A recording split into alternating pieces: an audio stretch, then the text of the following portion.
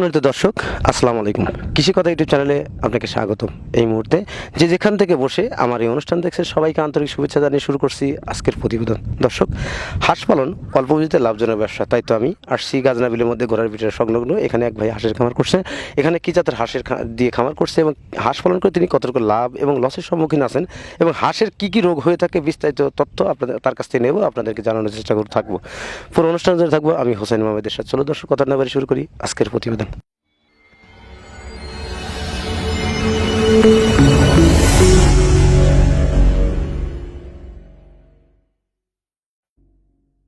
দর্শক, আমার সামনে সেই খামারি ভাই দাঁড়িয়ে আছে। অবশ্যই পিছনে খেয়াল করছেন যে আপনারা হাঁসের খামারটা দেখতেছেন এবং হাঁসগুলো বসে আছে বিলের পারে, এবং আপনারা অবশ্যই পিছনে খেয়াল করছেন যে ধান দেওয়া আছে। আমি এই হাঁস পালনের বিভিন্ন তথ্য জানবো এবং এই খামারের সাথে সরাসরি কথা বলবো। আসসালামু আলাইকুম ভাই। ওয়ালাইকুম আসসালাম। ভালো আছেন ভাই? হ্যাঁ দাদা, ভালো আছি। আপনার নাম কি? আমার নাম মোহাম্মদ জীবন মোল্লা, মোহাম্মদ জীবন মোল্লা। আপনার গ্রামের বাড়িটা কোথায়? চরগন্ধপুরে। চর গোবিন্দপুর। আপনার এই হাঁস পালন করার অভিজ্ঞতা কতদিনকার আপনার? 12-13 বছর। আপনি এখানে কি জাতের হাঁস আছে? বেজডিং আছে, খালি জিল্ডিং আছে, আর আছে ক্যাম্বেল চই আছে। এই জিমনিং আর ক্যাম্বেল চইগুলা বা হাঁসগুলা দিয়ে আপনি কেন খামার করেন? এইগুলো তোমার ডিম পারে বেশি আর কি। এটা একটা হাঁস বছরে কি পরিমাণ ডিম দিয়ে থাকে? বছরে তাও তোমার 8 মাস ডিম পারে, 4 মাস খালি আর কি। আপনি এখানে কতগুলো হাঁস আছে? হাঁসছে 900। 900 হাঁস থেকে আপনার কি পরিমাণ ডিম আসে এখন? এখন আসছে 600, একটু কম আসতেছে আর কি। বাঁশ পানি তো খাবার একটু কম পারে, সেই কারণে কম আসতেছে। হাঁসের কি কি খাবার দিয়ে থাকেন? এখন দিচ্ছি ধান আর আলো গমের খুদ। গমের খুদ। আপনার গমের খুদ কেন খাওয়ান? গমের খুদটা খাওয়ালে প্রোটেকশন ভালো আসে ডিমের দিক দিয়ে। ওইটি পেরে থাকে বেশি, ধানের ধান খাওয়ালে পরে পেরে তো কম থাকে, সেই কারণে তোমার গমের খুদ বেশি খাওয়াই। আচ্ছা, পাশাপাশি যে ধানটা খাওয়ান, ধানটা খেয়েছেন, ধানে তো আমি মনে করি উপকার নাই বলে চলে বা নাই। আপনারা কেন ধান খাওয়ান? ধানটা দেওয়া লাগে আর কি, ধানটাও লাগে আর কি হাতে, সেই কারণে ধানটা দেই। আচ্ছা, আপনারা বিলে কেন হাঁস পালন করেন? আবদ্ধ অবস্থা হাঁস কেন পালন করেন না?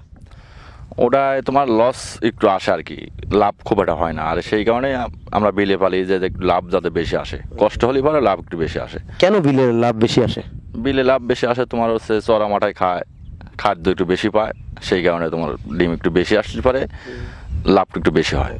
হাঁস পালনের ক্ষেত্রে ডিমটাই প্রধান। ডিম উৎপাদন করে আপনি হাঁস পালন করে থাকেন। ডিম যদি বেশি আসে তাহলে আপনার লাভ্যাংশটা বেশি আসবে। আপনার ধান গম ছাড়াও এই বিলে হাঁস কী কী খায়?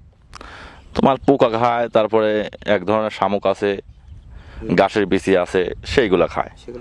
এগুলি খায় কি হাঁসের খাবার পরিপূর্ণ হয় না, সেইগুলি খাওয়া এখন পরিবর্তন হয় না। বিল ভরা পানি তো, বাঁশ পানি পারে কি খায়, ওই একটা শামুক জায়গা ওঠে সেটাই খায়, সেই কারণে খাবারটা দিতে হয়। এই জন্য আপনারা খাবার দিয়ে থাকেন। আপনাদের এই পানি যদি আসে সেক্ষেত্রে খাবার কমে যাওয়ার কারণটা কি? পানি যে ভাসি যাওয়ার কারণে মাটি লাগালে পায় না, মাটিটা লাগালে পালে পারে অন্যান্য খাবার ধরে খাইতে পারে মাটি থেকে। প্রিয় দর্শক, খামারি ভাই বললেন যে হাঁস পালন করতে গেলে হাঁসের যে খাবারটা প্রধান, যে খাবারটা খুবই গুরুত্বপূর্ণ, সেটা হচ্ছে হাঁসের খাবার শামুক। এই প্রাকৃতিক খাবার যদি হাঁস খেয়ে থাকে বা হাঁস পায় তাহলে হাঁস অধিক পরিমাণ ডিম দিয়ে থাকে। হাঁসের খাবার শামুকটা প্রধানত বিল থেকে ওনারা খাওয়ায় থাকেন। বিলে এখন পানি ভর্তি, যার জন্য এই সমস্যার সৃষ্টি হয়ে থাকে। কেন? কারণ হাঁস ওই খাবারটা নিচ থেকে সংগ্রহ করতে খেতে পারে না, তাই হাঁসের খামারিদের বিভিন্ন খাবার সংগ্রহ করে খাওয়াতে হয়। আচ্ছা, হাঁস পালন করা কি আসলে লাভজনক? হ্যাঁ, অবশ্যই লাভজনক। আপনার এই হাঁস থেকে মাসে কি পরিমাণ আয় থাকে? মাসে প্রায় তোমার লাখখানেক আসে। লাখখানেক আলি পারে তোমার এখন লাগতেছে খরচ অর্ধেকের লাগতেছে কি, 50,000 টাকা খরচ লাগতেছে, আর 50,000 টাকা মাসে বাঁচতেছে। প্রতি মাসে এই 9.5 হাঁস থেকে প্রতি মাসে 50,000 টাকা বাঁচে আর কি আপনার? হ্যাঁ, বাঁচে। আপনি এখানে যে হাঁসগুলো আনছেন, এই হাঁসগুলো আপনি পরে আগে কোথায় পালন করতেন আর কি? আগে করতাম ওই দোপে গাজনা বিলের সাইডেই দোপে করতাম, তো ওখান থেকে উঠে নিয়ে এসে পানি হয়েছে জন্য সেই কারণে উঠে নিয়ে আসছে। আপনি এই হাঁস পালন করার পূর্বে কি কাজের পেশার সাথে জড়িত ছিলেন? এর আগে ছিলাম তোমার মিস্ত্রি কাজ করতাম, ফার্নিচারের কাম। আপনি কেন হাঁস খামারে আসলেন? হাঁস খামারে আসলাম, ওটা ভালো লাগে না, মানে মনে করলাম সেটা এরিতে একটু ইনকাম বেশি আছে, সেই কারণে এরিতে এলাম। আপনি কিভাবে বুঝলেন যে হাঁস খামারে আপনার ইনকামটা বেশি হবে? সেটা তোমার আগে আমার আব্বু করতো, তো সেই কারণে আমি এটা অভিজ্ঞতা ছিল, সেই কারণে সরে আসছে আর কি। আপনি এই অভিজ্ঞতা নাই, তারপর আপনি আপনার বাবার করা মানে হাঁস পালন করা দেখে আপনি এখানে আসলেন। আপনি কি ওই ইসের সাথে যে ওদের সাথে জাস্টিফাই করে দেখছেন যে হাঁস পালন আসলেই লাভজনক? হ্যাঁ আগে দেখছি তো আব্বু পালছে, সেই কারণে দেখছি লাভ আছে, সেই কারণে সিংহি এখন তারপরে মানুষের কাছে জানি আস্তে আস্তে এখন আমি নিজেই মানুষের সাজেশন দিতে পারি আর কি। বিভিন্ন খামারে আর কি ভিজিট করার পরে আপনি এই খামারে আসছেন। হ্যাঁ, আপনি এই হাঁস পালনের খামার করার মানে মানুষের খামার করার কতটুকু আগ্রহী প্রকাশ করেন যে তারা খামার করবে কি করবে না, কিভাবে পালন করবে না? তারা বুঝবে যে ঘটনা আছে, সে এত পরিশ্রম করতে পারবে নাকি, চোহে মাঠে থাকতে পারবে নাকি, লোদের মধ্যে ঝড় নাই বৃষ্টি নাই সেখানে থাকতে হয় আমার, বোঝেন নাই, সেই কারণে সে যদি করতে পারে সেটা, তাহলে সে করবে, লাভ তো আছেই। লাভ অবশ্যই হতে পারে। আপনি আবদ্ধ অবস্থায় বেটার মনে করেন না খোলা বিলে বেটার মনে করেন?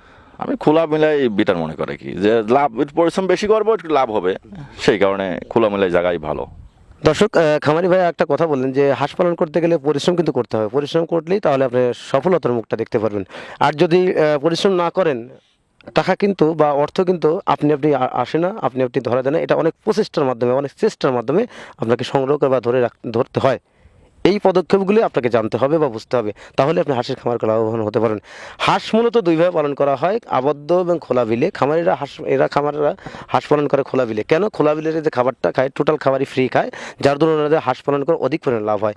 ওনার এখানে 950 হাঁস আছে, 950 হাঁস পালনে উনি এখন মূলত 50,000 টাকা ইনকাম হচ্ছে।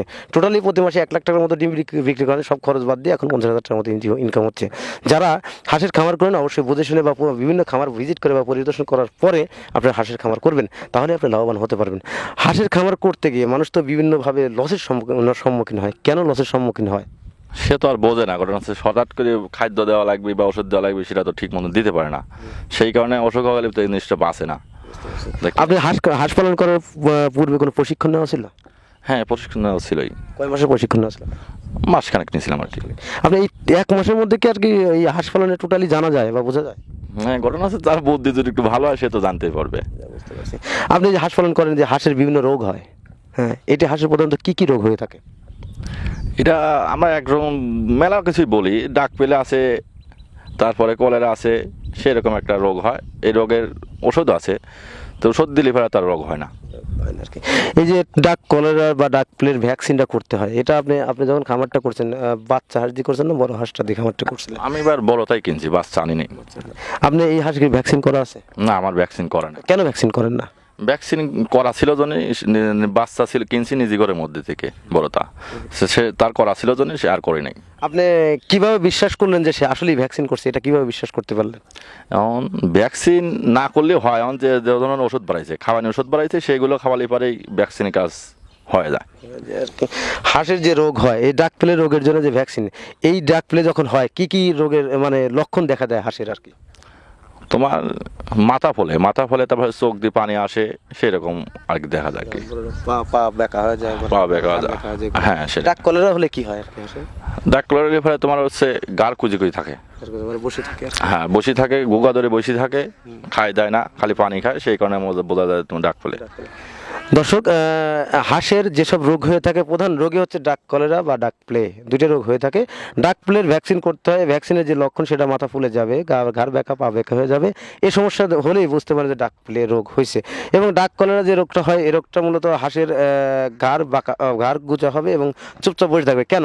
কারণ আমরা প্রতিনিয়তই খাওয়া দাওয়া করি বা খাওয়া দাওয়া করে থাকি, বিভিন্ন জিনিস খাই, যার দরুন আমাদের প্রোটিনের কোনো সমস্যা হয় না, যার দরুন আমাদের শরীরটা কিন্তু অসুস্থ বোধ করে না।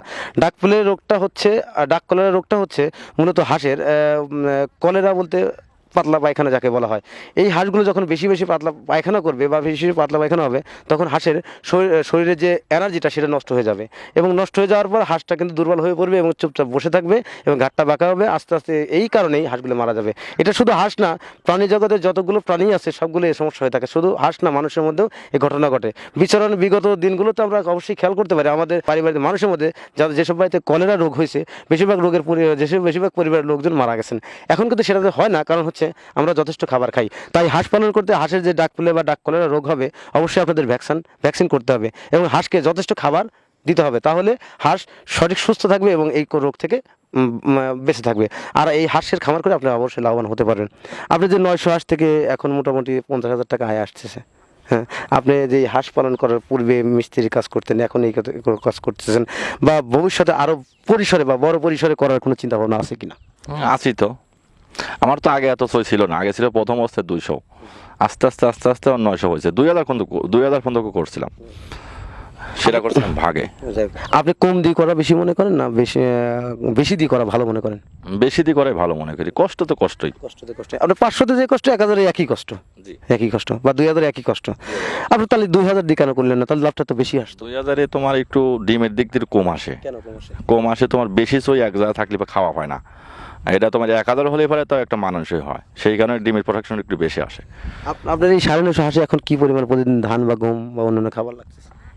লাগছে তোমার 2.5 মনের মতন লাগতেছে আর কি। আরে মনে কি কি খাবার দিয়ে থাকেন? টোটাল কত টাকার খাবার দিয়ে থাকেন প্রতিদিন? টোটাল তোমার 2800 টাকার মতন খাবার যায়, আর 200 টাকার মতন ওষুধ যায়। মানে ওষুধ যায়, কি কি ওষুধ খাওয়ান আপনারা? খাওয়াই তোমার হচ্ছে, এখন খাওয়াচ্ছি তোমার হচ্ছে ভিটামিন মানে ওই ক্যালসিয়াম জাতীয় ওষুধ খাওয়াচ্ছি। এটা এই ক্যালসিয়াম ওষুধটা কিভাবে দিয়ে থাকেন আপনারা? ওই দানার সাথে রাতে বেঁধে ডিশের মধ্যে মিশিয়ে দিই, হ্যাঁ পানি দিই। ওই পানির সাথে ধান খায় তো ওইভাবে ওষুধ খায় আর এতে কি হাঁসের সমস্যা হয়? না না, সমস্যা না। সমস্যা হয় না আর কি। আপনি এই যে 900 হাঁস থেকে এখন মোটামুটি প্রতিদিন 2800 টাকা বা 3000 টাকা খরচ হচ্ছে, আপনি প্রতিদিন কত টাকা ডিম বিক্রি করেন? 6000-এর মতন। 6000 মতো। তাহলে প্রতিদিন 6000 টাকা ডিম বিক্রি করলে 3000 টাকা আপনার খরচ হচ্ছে, 3000 টাকা বাঁচে। তাও তো প্রতি মাসে 90,000 টাকা আয় হচ্ছে। এ থেকে কি খরচ হচ্ছে আর 90,000 টাকা থেকে?